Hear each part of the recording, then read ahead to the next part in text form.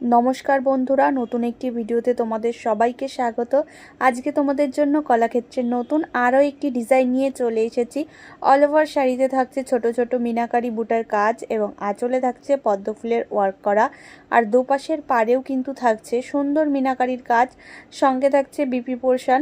আর শাড়ির কোয়ালিটি নিয়ে তো কোনো কথাই হবে না, যারা আগে কলাক্ষেত্র নিয়েছো একদম একই কোয়ালিটিতে থাকছে। সেকেন্ড শাড়িটি রানী কালারের মধ্যে যাচ্ছে। থার্ড শাড়িটি থাকছে আমার শাড়ির সাথে ম্যাচ করা মিষ্টি একটি কালার। পরের শাড়িটি থাকছে রামা গ্রিনের মধ্যে।